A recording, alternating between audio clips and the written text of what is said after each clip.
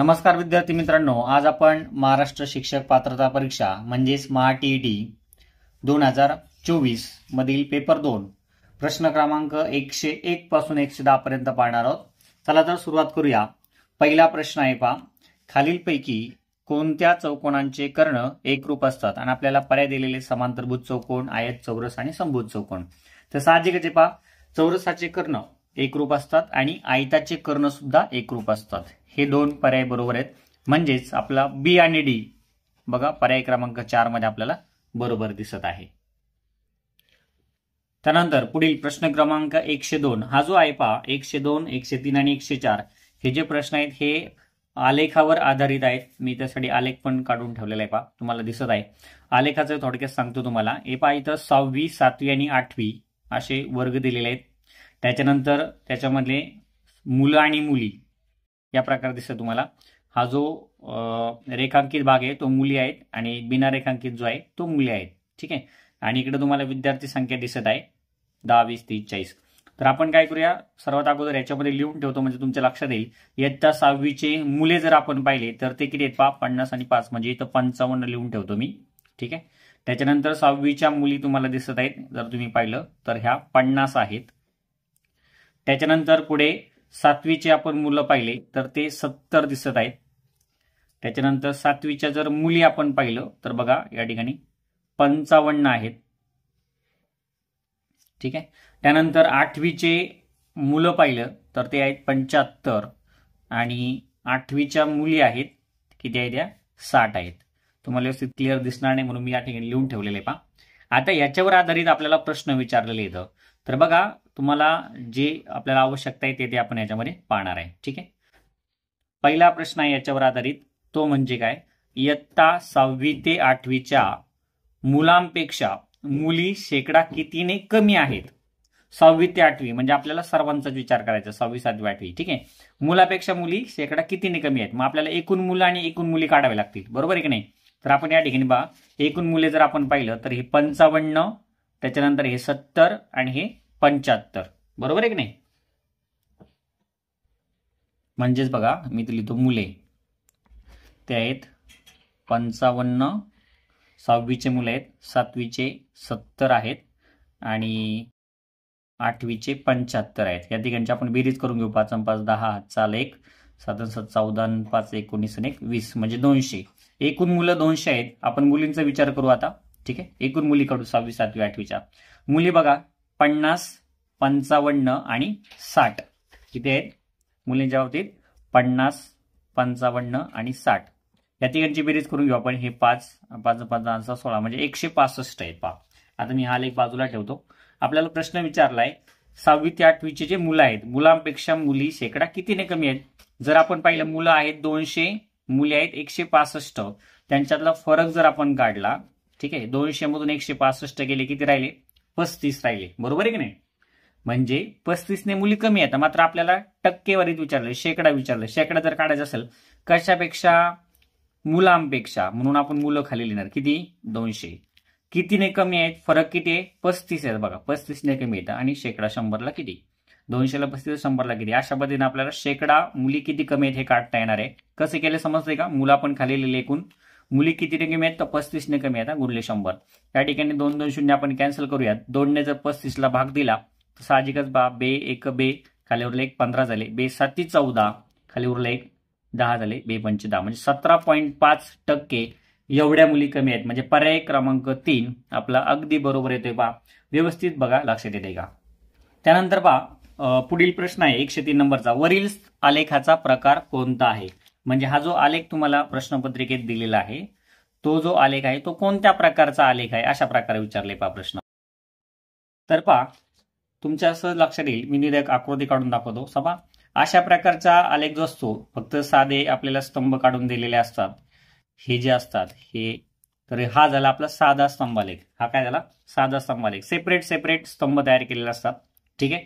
हा झाला साधा। त्याच्यानंतर आता विभाजित स्तंभालेख कशाला म्हणायचं, तर त्याच्यामध्ये बघा हा एक्स आणि वाय ऍक्सिस आहे, तर हे जे एकच स्तंभालेख आहे त्याच्यामध्ये समजा अशा प्रकारे तुम्हाला दिलेलं असतं, ह्याला विभाजित स्तंभालेख म्हणतात पहा, बरोबर आहे की नाही। म्हणजे इकडे समजा मुली दाखवल्या आणि हे मुलं आहेत, अशा पद्धतीने हे जे आहे विभाजित स्तंभालेख आहे. समजतंय ना? ठीक आहे. त्याच्यानंतर बघा तिसरा आहे जोड स्तंभालेख. जोड स्तंभालेख म्हणजे कोणता? तर हा जो प्रश्नपत्रिकेत आलेला आहे हा आहे जोड स्तंभालेख. म्हणजे एकालेख जोडून असतात पहा, जोडलेले दिसतात ना, हे जोडी, हे एक जोडी, हे एक जोडी, मुलं मुली अशा पद्धतीने. तर हा आहे जोड स्तंभालेख. म्हणजे आपलं उत्तर कोणतं आहे? पर्याय क्रमांक 3 बरोबर आहे. आणि राहिला विषय कोणता? तर आयतालेख कसा असतो बघा. आयतालेखसाठी एकदम सिंपल आहे. आयतालेख म्हणजे काय? हे जे साधे स्तंभालेख असतात ना त्याच्याप्रमाणेच, फक्त ते एकमेकांना जोडलेले असतात. बघा समजा हे अशा पद्धतीने, हे बघा हे जे तुम्हाला दिसतंय हे प्रकार आहे आयतालेखाचा प्रकार आहे. ठीक आहे, आयतालेख म्हणजे तुम्हाला कोणत्याही प्रकारचा जरी आला तरी तुम्ही काय करू शकता? सहज सांगू शकताय. ठीक आहे. त्यानंतर पुढील प्रश्न आहे पहा 104 नंबरचा, आलेखावरच आधारित आहे तो सुद्धा. प्रश्न असा आहे, कोणत्या इयत्तेत मुलांच्या तुलनेत मुलींचे शेकडा प्रमाण सर्वात कमी आहे? ठीक आहे, मुलांच्या तुलनेत मुलींचं प्रमाण शेकडा कमी कोणाचं आहे? तर आपल्याला काय करायचं पहा, कोणाच्या तुलनेत विचारले? मुलांच्या. तर मुलं खाली लिहायचे, वरती मुली घ्यायचे आणि गुणले 100 करायचं प्रत्येकाचं. 6वी 7वी 8वी आपल्याला करून पाहावं लागेल प्रत्येकाचं, है ना. आता सुरुवातीला 6वीचा जर विचार केला आपण तर 55 मुलं आहेत आणि मुली 50 आहेत. बघा आपण 6वीचा विचार करू. 6वीचा विचार करू. मुलं किती येतं? 55. मुली किती येतात? 50 आणि गुणले 100. हे कॅल्क्युलेशन करून घेऊ आपण. का होईल परत? इथं बघा आता समजा आपण 5ने भाग देऊ सुरुवातीला, आहे ना. 11 5 55 आणि इथं 5 10 50. म्हणजे 5ने भाग दिला, खाली 11 वरती 10 आलंय, बरोबर ना. म्हणजे वरती जर पाहिलं तर आपलं टोटल किती होत आहे? एकावरती 3 शून्य म्हणजे 1000 भागिले 11. 11ने जर आपण भाग दिला तर साहजिकच बघा 11 9 99, बरोबर आहे ना. खाली उरला 1 आणि 10 झाले. आणि थोडक्यात आपण असं समजू 11 1 11 सरासरी 89 पॉईंट काहीतरी, पण 90 धरू आपण, 90% सरासरी. एवढे काय क्लिअर काढण्याची आवश्यकता नाही. त्याच्यानंतर 7वीचं बघा. 7वीचा जर आपण विचार केला तर 70 मुलं आहेत आणि 55 मुली आहेत, बरोबर आहे की नाही. मग आपण इथं लिहू खाली 70 वरती 55 आणि गुणले 100. 1 1 0 कॅन्सल केला पहा मी. ठीक आहे, म्हणजे जर आपण पाहिलं तर 55 आणि 10 म्हणजे 550 आणि भागिले 7 कॅल्क्युलेशन करू आपण. 7 7 49 खाली उरले 6 60 झाले. 7 8 56 म्हणजे 78 पॉईंट समथिंग येईल पहा. सगळं काढत बसायची गरज नाही, 78%. आणि शेवटचं आपण बघा 8वीचं एक काढून घेऊ.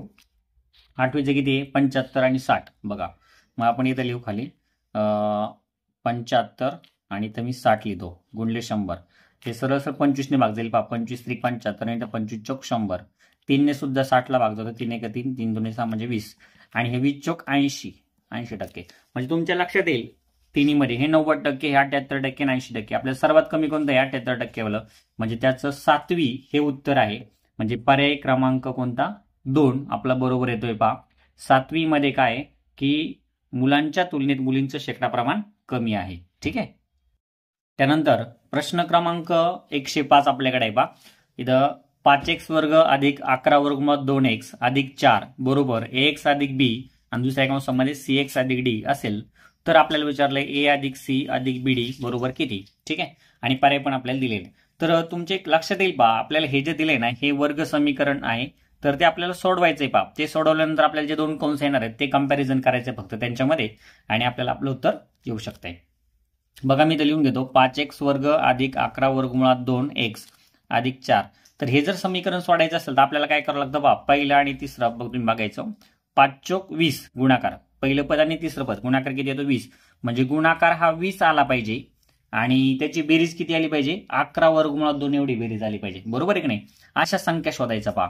आता अशा संख्या जर आपण पाहिलं तर तुमच्या आता ह्याच्याप्रमाणे जर आपण पाहिलं वर्गमुळात 2 असला पाहिजे. म्हणजे बघा मी लिहितो 10 वर्गमुळात 2 आणि फक्त वर्गमुळात 2 म्हणजे 1 वर्गमुळात 2.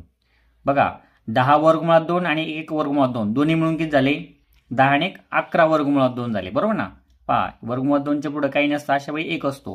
म्हणजे 10 वर्गमुळात 2 अधिक वर्गमुळात 2 म्हणजे किती झाले? 11 वर्गमुळात 2. बेरीज 11 वर्गमुळात 2 येते आणि यांचा गुणाकार जर आपण पाहिलं 10 वर्गमुळात 2 आणि वर्गमुळात 2चा गुणाकार केला तर बघा वर्गमुळात 2 आणि वर्गमुळात 2चा गुणाकार 4 होतो. वर्गमुळात 4 आणि वर्गमुळात 4 म्हणजेच किती? 2, बरोबर आहे की नाही. म्हणजे 2 आणि 10चा गुणाकार किती होणार आहे? 20. 10 2 20 अशा पद्धतीने. म्हणजे आपण फक्त हा जो मधला आहे त्याचे आपण काय करणार, फॅक्टर पाडणार आहेत अशा पद्धतीने. बघा 5x वर्ग आणि पहिलं पद आणि शेवटचं पद जसं तसं लिहायचं, फक्त मधल्या पदाचे आपण त्याच्या बदल्यात हे लिहायचंय. म्हणजे 10 वर्गमुळात 2 x जोडायचं त्याला आणि दुसरे वर्गमुळात 2 x अधिक 4. त्याच्यानंतर आपल्याला बघा काय करायचंय, वर्ग समीकरण सोडवताना असं स्टेप असते. पहिल्या दोन जे आहेत त्यांच्यामधून आपल्याला कॉमन घ्यायचं. इथं 5 आणि 10 आहे तर 5 कॉमन घेऊ शकतो. x वर्ग आणि x आहे तर x कॉमन घेऊ शकतो. जर आपण 5x कॉमन घेतला ना तर या ठिकाणी फक्त पहिल्या पदामध्ये x शिल्लक राहील. दुसऱ्यामध्ये 5 दुने 10, बरोबर आहे की नाही, 5 दुने 10 आणि हे वर्गमुळात 2 म्हणजे x अधिक 2 वर्गमुळात 2 अशा पद्धतीने शिल्लक राहत आहे. ठीक आहे. त्याच्यानंतर बघा आपल्याला पुढे वर्गमुळात 2x अधिक 4 आहे. तर आपण काय करणार आहे, याच्यामध्ये वर्गमुळात 2 कॉमन घेणार आहे. जर आपण वर्गमुळात 2 कॉमन घेतला तर काय होणार आहे, इथं फक्त x शिल्लक राहणार आहे. आता तुम्ही म्हणता 4 मधले 4ला जर वर्गमुळात 2 ने भागलं तर किती येणार आहे, 4ची बघा अशा पद्धतीने 4ची फोड करायची, ती म्हणजे 2 गुणिले 2. परत हे 2 जसे तसे ह्या 2ची परत फोड करायची, वर्गमुळात 2 गुणिले वर्गमुळात 2. म्हणजे याच्यापैकी एक वर्गमुळात 2 काढून टाकला तर 2 वर्गमुळात 2 शिल्लक राहणार आहे. येते लक्षात. म्हणजे एक वर्गमुळात 2 काढून टाकला तर 2 वर्गमुळात 2 राहणार आहे. म्हणजे हे पहा पहिल्या कंसामध्ये x अधिक 2 वर्गमुळात 2 हे कॉमन आपण घेणार बाहेर काढून आणि दुसरं राहिलेलं हे घ्यायचं 5x अधिक वर्गमुळात 2, 5x अधिक वर्गमुळात 2. ठीक आहे, झाले. आता हे दोन कंस म्हणजे बघा आपल्याला पुढे त्यांनी दिलेले हे कंस आपण बघा तुलना करू. ax अधिक b आणि दुसऱ्या कंसामध्ये आपल्याकडे आहे cx अधिक d. जर आपण याच्यामध्ये जर व्यवस्थित पाहिलं तर तुमच्या लक्षात येईल एबीसीच्या किमती येणार. पहा a ची किंमत किती येणार आहे, ax आहे आणि इथं फक्त x आहे म्हणजे a ची किंमत 1 असणार आहे. b म्हणजे इथं तुम्हाला दिसतंय 2 वर्गमुळात 2 आहे. त्याच्यानंतर c ची किंमत बघा इथं cx आहे आणि इथं 5x आहे म्हणजे c ची किंमत 5 आहे आणि d ची किंमत किती येणार आहे, d ची वर्गमुळात 2, बरोबर आहे की नाही. अशा पद्धतीने आता पहा आपल्याला विचारलंय काय, आपल्याला विचारलंय a अधिक c अधिक bd. बघा a ची किंमत आपल्याकडे आहे 1 अधिक c ची किंमत आपल्याकडे आहे 5 अधिक bd म्हणजे काय, b आणि d चा गुणाकार. b आहे 2 वर्गमुळात 2 आणि d आहे वर्गमुळात 2 म्हणजे 2 वर्गमुळात 2 गुणले वर्गमुळात 2. बघा 5 आणि 1 6 अधिक यांचा जर गुणाकार केला तर बघा काय होईल, वर्गमुळात 2 आणि वर्गमुळात 2 चा गुणाकार 2 होतो आणि पुढचे 2 बेदुने 4 म्हणजे 6 आणि 4 किती झाले 10. म्हणजे आपलं बघा पर्याय क्रमांक 4 अगदी बरोबर येते. व्यवस्थित समजून घ्या, तुम्हाला जरी कॉम्प्लिकेटेड वाटत असला पण वर्ग समीकरण जर परफेक्ट असलं आपलं तर तुमच्या सहज लक्षात येणार आहे. ठीक आहे. त्यानंतर पहा पुढील प्रश्न आहे 106 क्रमांकाचा. 2 व्यक्ती पी व क्यू ज्यांचा एकूण पगार 35,000 रुपये आहे ते अनुक्रमे 75% व 80% पगार खर्च करतात. जर त्यांच्या बचतीचे गुणोत्तर 5:3 असेल तर पीचा पगार क्यू पेक्षा कितीने जास्त असेल, अशा प्रकारचा प्रश्न आहे. तर आपल्याला यांना एकूण पगार दिलाय. पहा एकूण पगार किती दिलाय, तो 35,000 रुपये दिलाय. त्याच्यानंतर खर्चाचं त्यांचं पर्सेंटेज दिलंय पी 75%. बघा आपण साधी इथं लिहून घेतो मी पी आणि क्यू. पी काय करतो 75% खर्च करतो. किती टक्के 75% खर्च करतोय पहा. आणि क्यू किती टक्के खर्च करतो 80% खर्च करतो, बरोबर आहे. त्याच्यानंतर आता जर एवढं खर्च करताय तर त्यांची बचत आपल्याला काढता येईल. पहा बचत जर पी 75% खर्च करतोय तर बचत किती असणार आहे 25%. कारण एकूण 100% पगार आहे त्याच्यातली 75% खर्च म्हणल्यावर 25% बचत झाली कोणाची, पीची. आता क्यूची बचत किती येईल बरं, ही जर क्यूचा खर्च 80% तर बचत किती असणार आहे 20% असणार आहे म्हणजे बचत झाली. आता पहा आपल्याला हे जे बचत आहे त्याचं गुणोत्तर दिलेलं आहे. पहा ठीक आहे, बचतीचे गुणोत्तर दिले 5:3. मग आपण ही जी बचत आहे आता 25% कशाच्या, पीचा एकूण पगार. मग इथं बघा मी लिहितो 25% ऑफ कशाचे, पीचा पगार सोप्या भाषेमध्ये. ठीक आहे, पीचा पगार, पीच्या पगाराचे 25% भागिले क्यूच्या पगाराचे 20%. बघा 20% कोणाचा, क्यूचा पगार, बरोबर आहे की नाही. आणि यांचं गुणोत्तर आपल्याला दिलेलं आहे. ही बचत आहे पीचा पगाराची 25% ही पीची बचत आणि क्यूच्या पगाराची 20% ही क्यूची बचत. या बचतीचं गुणोत्तर किती दिलंय आपल्याला 5:3. बघा हे गुणोत्तर या ठिकाणी दिलेलं आहे 5:3, 5/3. आता इथे बघा टक्के आहे, टक्के म्हणजे 100, याचा पण 100 असतो ते आपण कॅन्सल केलं, वरचा आणि खालचे 100 कॅन्सल म्हणजे 25-20. आता आपल्याला थोडक्यात मी इथं लिहितो पीचा पगार भागिले क्यूचा पगार. बरोबर, हे 5/3 आहे बा. तुम्ही म्हणता इकडचं कुठे गेलं, इकडचे वरचे 25 इकडे मी खाली घेतले आणि इकडचे खालचे 20 इकडे मी वरती घेतले है ना. इकडे गुणाकार असेल तर भागिले, भागिले असेल तर वरती न्यायचे. ठीक आहे. आणि हे कॅल्क्युलेशन करतो आता मी. 5 6 5 25 आणि ह्या 5ने 20ला भाग दिला. 5 1 5 5 चौक 20. म्हणजे तुमच्या लक्षात येईल 4/3. बघा, पीचा पगार छेद क्यूचा पगार म्हणजे त्यांच्या पगाराचं गुणोत्तर आलं. किती आलं? 4/3. मग समजा आपण समजूया 4x आणि 3x आणि एकूण पगार किती आपल्याकडं? 35,000 आहे. बरोबर की नाही. म्हणजे 4x अधिक 3x बरोबर 35,000. तर आपल्याला x ची किंमत भेटणार आहे. 4 आणि 3 7x होतात आहे का नाही. 7ने तिकडे भागा. 7 5 35 म्हणजे x ची किंमत किती आली? 5,000. आता x ची किंमत 5,000 येईल म्हणजे आपल्याला प्रत्येकाचा पगार काढता येईल. पण ते काढण्याची पण आवश्यकता नाही, कारण आपल्याला इथं काय म्हणले बा, पीचा पगार हा क्यू पेक्षा कितीने जास्त आहे? पीचा पगार 4x आहे, क्यूचा पगार 3x आहे. म्हणजे त्यांच्यातला फरक 4x म्हणून 3 दिले, फक्त एकच x राहतो आणि त्याची किंमत 5,000 आलेलीच आपल्याकडे ऑलरेडी. म्हणजे हा पगार 5,000ने जास्त आहे. म्हणजे पर्याय क्रमांक 1 बरोबर आहे. जर तुम्हाला असं नसेल लक्षात येत तर तुम्ही काय करू शकता, प्रत्येकाचा पगार काढू शकता. जसं पीचा पगार 4x आहे म्हणजे 4 5 20,000. त्याच्यानंतर क्यूचा पगार 3x आहे म्हणजे 3 5 15,000. म्हणजे त्यांचा पगार आहे एकाचा पीचा 20,000 आणि दुसऱ्याचा 15,000. 20 आणि 15 35,000 होतात आणि त्यांचा फरक जर आपण काढला तर 5,000 आहे. म्हणजे पीचा पगार क्यू पेक्षा 5,000ने जास्त आहे. म्हणजे पर्याय क्रमांक 1 आपला बरोबर येतोय. पहा प्रश्न क्रमांक आपल्याकडे 107 आहे. पहा खालील आकृतीमधील त्रिकोणांच्या जोडीत सारख्या खुणांनी दाखवलेले घटक एकरूप आहेत. आकृतीत दिलेल्या माहितीवरून कोन QRS चे माप किती आहे? पहा QRS म्हणजे या कोणाचं आपल्याला माप शोधायचं आहे. ठीक आहे. आता इथं सगळ्यात महत्वाची गोष्ट आहे पहा, आपल्याला जे सारख्या खुणांनी दिलेले म्हणजे हे आणि हे पहा सारखे खुण आहे म्हणजे ही आणि बाजू एकरूप आहे. त्याच्यानंतर ही आणि ही बाजू एकरूप आहे. तर तुमच्या लक्षात येईल पहा, त्रिकोण क्रमांक 1 त्रिकोण PQR आणि दुसरा PSR हा दुसरा त्रिकोण. हे दोन त्रिकोण एकरूप होतात बा. तुम्ही म्हणताल कसं काय? ह्या दोन बाजू एकरूप आहेत, ह्या दोन बाजू पण एकरूप आहेत आणि ही जी PR आहे ही त्याच्यामध्ये कॉमन आहे. दोन्ही म्हणजे सामायिक भुज आहे. म्हणजे बा कसोटीनुसार बाजू बाजू बाजू आहे की नाही. बा कसोटीनुसार हे दोन त्रिकोण एकरूप होतात. आणि जर हे दोन त्रिकोण एकरूप असतील तर हा जर 35 अंशाचा असेल, हा पण किती अंशाचा येणार आहे? 35 अंशाचा येणार आहे. बरोबर आहे की नाही. म्हणजे हा 27 असेल तर हा पण 27 अंशाचा येणार आहे. ठीक आहे. आता तुम्ही म्हणताल आपल्या याची गरज कशी? बघा सिंपल आहे. आपण फक्त एकाच त्रिकोणाचा विचार करूया. ह्या त्रिकोणाचा जर विचार केला तर याच्यामध्ये एक कोण 27 आहे, दुसरा 35 आहे, तिसरा कोण कसा काढायचा माहिती आहे तुम्हाला? त्रिकोणाच्या तिन्ही कोणांची बेरीज किती असते? 180 असते.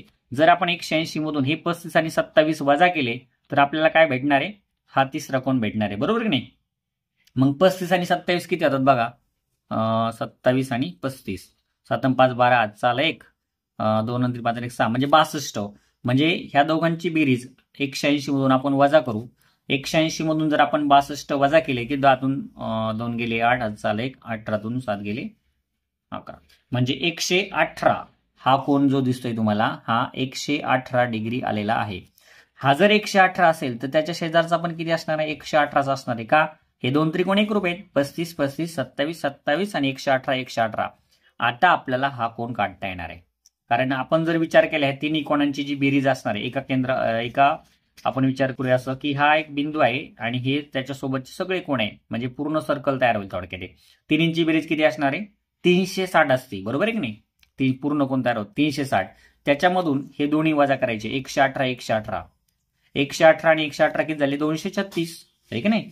मग आपण फक्त 360 मधून 236 वजा केले. 10तून 6 गेले 4 चाल 1 6तून 4 गेले 2 चाला नाही 3तून गेले 124. अशा पद्धतीने 124 या कोणाचं माप येते पहा.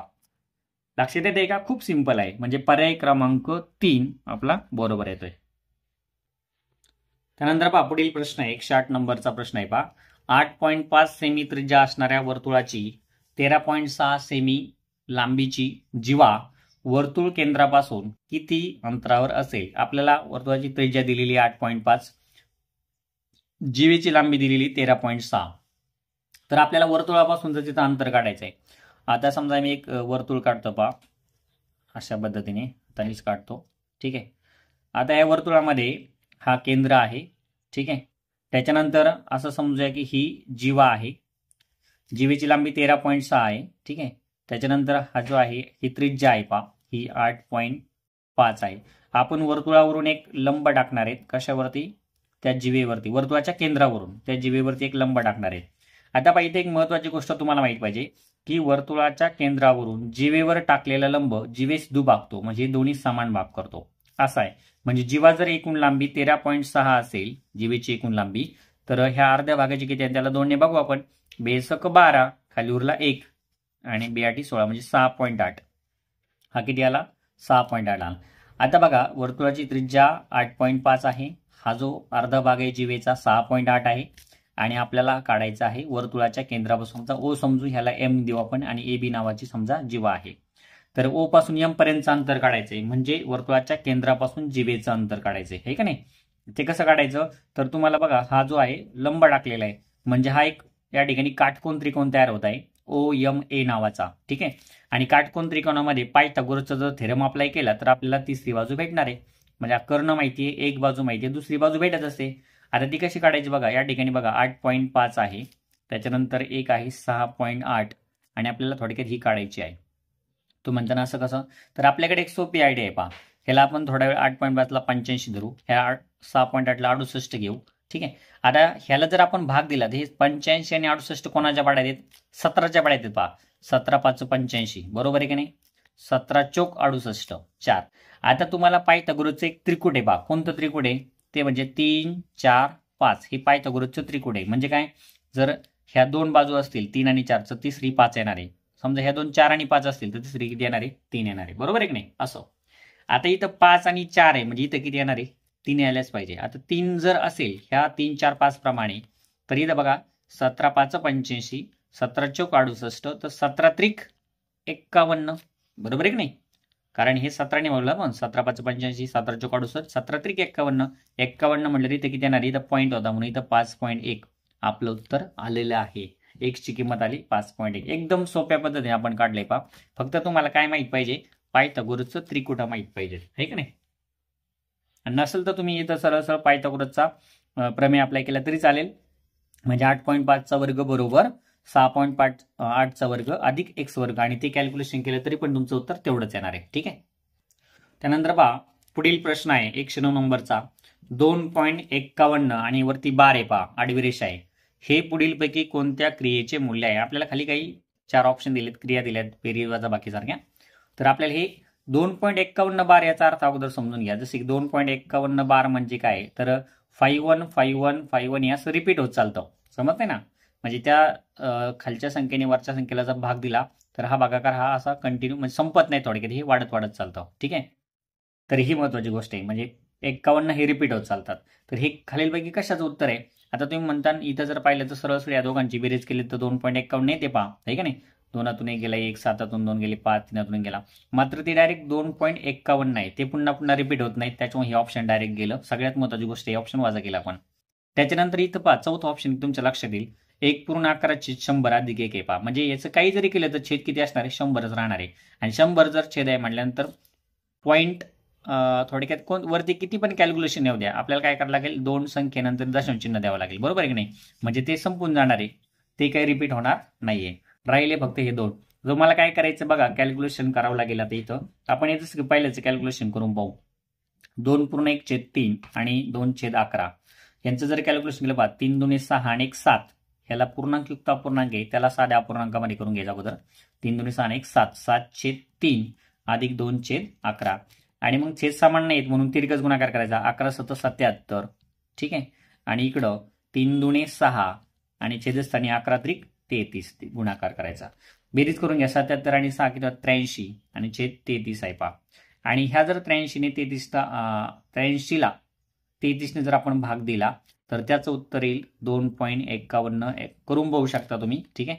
83 भागिले 33 असं करायचं. 33 दुने 66 आहे का नाही. खाली किती उरतात पहा 13 6 गेले 7, बरोबर आहे का. हां त्याच्यानंतर हातचाला 1 8 7 गेले 17 झाले, बरोबर आहे ना. आणि आपण काय करणार 0 देणार आणि इथं हे देणार. त्याच्यानंतर 33 5 आपल्याला करावं लागेल हे ना. 3 5 15 3 5 15 म्हणजे 165. कारण 3 5 15 म्हणजे 50 ते 150 आणि वरचे 15 165 किती 5 165. त्याच्यानंतर बघा यांचं जर केली तर किती येईल 10 5 गेले 5 हातचाला 1 7 7 गेला 0. या ठिकाणी किती आले 50. आता 50 म्हणल्यावर परत काय होईल, आता 33 एक 33, बरोबर आहे की नाही. आणि यांची जर आपण वजाबाकी केली तर किती येईल पहा, 10 2 3 गेले 7, 5 6 1 5 2 4 गेले 17. म्हणजे पुन्हा बा इथं जी 17 आली होती वजाबाकी ती पुन्हा इथे आली. म्हणजे हे पुन्हा आपल्याला काय करायला 170 आणि मग परत एक 5चा भाग जाणार. म्हणजे 51 रिपीट होत चालणार. येते लक्षामध्ये. ही जी बाकी आहे जर ती पुन्हा आली तर हे असंच करत जावं लागेल आपल्याला. म्हणजे याचा अर्थ हे 2.51 बार हे आपलं बरोबर आहे. पर्याय क्रमांक 1 आपलं उत्तर येते पहा. त्यानंतर शेवटचा प्रश्न पहा 110 नंबरचा. खालील आकृतीवरून कोण एसीडीचे माप बीसीडी पेक्षा कितीने जास्त आहे ते काढायचं. एसीडी बघा, एसीडी ह्याचं माप म्हणजे हा कोण आणि बीसीडी म्हणजे हा कोण, याचं माप याच्यापेक्षा कितीने जास्त आहे ते काढायचं. त्यासाठी आपल्याला त्यांचे माप माहीत पाहिजेत. आपल्याला देताना त्यांनी एक्सच्या स्वरूपामध्ये दिले, बरोबर आहे की नाही. आता तुम्हाला माहिती हे दोन कोण आहेत, त्याला आपण रेषीय जोडीतील कोण म्हणतोय ना. आणि हे रेषीय जोडीतील कोण जे असतात ना त्यांची बेरीज 180 असते पहा, बरोबर आहे की नाही. मग आपण काय काढणार आहे, अगोदर एक्सची किंमत काढणार आहे. कशी, या कोणाचं माप 5/2x अधिक 25 आणि इकडचं कोण 2x वजा 7. ह्या दोघांची जर आपण बेरीज केली तर ती यायला पाहिजे 180, बरोबर आहे की नाही, रेषीय जोडीतील कोण. आता तुम्ही जर पहा हे 25 आहेत आणि हे -7 आहेत. 25 मधून 7 गेले 18. हे जे 18 आहेत इकडे आपण वजा करू, 180 वजा 18, बरोबर आहे. आता राहिले 5/2x आणि 2x. आता यांचा छेद समान नाहीये, 2x चा छेद 1 आहे. अशा वेळी 2 दुने 4 म्हणजे 4x झाले आणि हे 5x, 4 आणि 5 9x आणि छेदस्थानी 2. सिंपल आहे कॅल्क्युलेशन. म्हणजे जसं तुम्ही करता ना 5/2 अधिक 2 तसं कॅल्क्युलेशन करायचं. फक्त x जोडून घ्यायचा, 5/2x अधिक 2x. नंतर आपल्याला x ची किंमत काढायची ना. आता इथे पहा 180 मधून 18 गेले किती राहिले 162, बरोबर आहे की नाही. आणि हे 2 ने भागलं होतं, याला गुणू, 9 ने गुणलं होतं, इकडे भागू. सिंपल. 9/2 इकडे 2/9 झालं. आता x ची किंमत काढायला सोपं जाणार आहे आपल्याला. कसं, 9 ने भाग देऊ, आपल्याला माहिती आहे 18 9 162 किंवा डायरेक्ट भाग दे 9 1 9 खाली उरले 7 9 72 अशा पद्धतीने. आणि 18 दुने 36 म्हणजे x ची किंमत किती आली 36 आली पहा. एकदम सोपं आहे. आता x ची किंमत आली की नाही, मग पहिलं कोण एसीडीचं माप आपण काढू. एसीडीचं माप काढायला काय 5/2x अधिक 25 म्हणजे 5/2x म्हणजे 36 अधिक 25. बघा 2 ने भाग देऊ आपण, 2 1 2 2 18 36 आहे की नाही. 18 5 90 90 आणि 25 किती झाले 115. म्हणजे एसीडीचं माप 115 आलं. आता दुसरा कोण आहे, कोण बीसीडी. बीसीडीचं कसं काढायचं, 2x वजा 7 आहे म्हणजे 2 गुणले 36 वजा 7, 36 ने 72. 72 मधून जर आपण 7 वजा केले तर किती येणार आहे त्याचं उत्तर 65 डिग्री. बघा हा 115 आहे आणि हा 65 आहे. मग त्यांच्यातला फरक किती आला, 115 मधून 65 वजा करा. 5 2 5 गेले 0, 11 6 गेले 5 म्हणजे 50 हे उत्तर आहे. म्हणजे एसीडीचं माप बीसीडी पेक्षा कितीने जास्त आहे, 50 ने जास्त आहे. अशा पद्धतीने आपण हा प्रश्न समजावून घेतलेला आहे पहा. आपण प्रश्न क्रमांक 101 पासून 110 हे जे पेपर 2 ला आले होते 2024च्या प्रश्नपत्रिकेमधले ते आपण घेतले आहेत. पुढील प्रश्न आपण पुढील व्हिडिओमध्ये पाहणार आहेत. आणि जर तुम्हाला व्हिडिओ आवडत असेल पहा तर तुम्ही लाईक करा. आणि जर तुम्हाला व्हिडिओविषयी काही वाटत असेल तर कमेंट करा. चांगले असतील चांगले किंवा काही सजेशन असतील तर ते पण तुम्ही मला सांगू शकता. ठीक आहे. आणि पुढील व्हिडिओ कशावर अपेक्षित आहे ते पण नक्कीच मला कमेंटमध्ये सांगा. ठीक आहे. पुन्हा भेटूया पुढील व्हिडिओमध्ये. धन्यवाद.